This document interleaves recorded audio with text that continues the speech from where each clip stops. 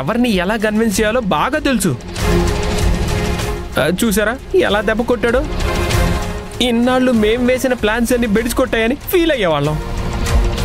ఈరోజు మీకు కూడా ఇలా జరగటం ఏం బాలేదు అత్తయ్య గారు. పెళ్లి రిజిస్ట్రేషన్ అయిందంటే అధికారికంగా వాళ్ళ పెళ్లి అయిపోయినట్టే.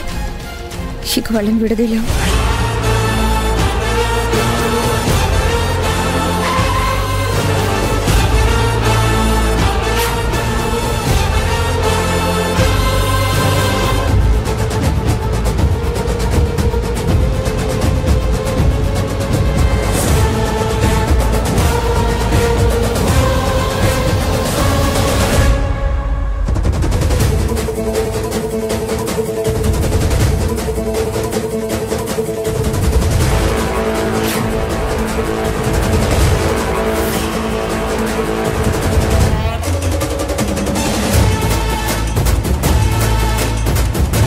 చూసారా కాంచనా, దండలు వేసుకుని మరీ వచ్చారు.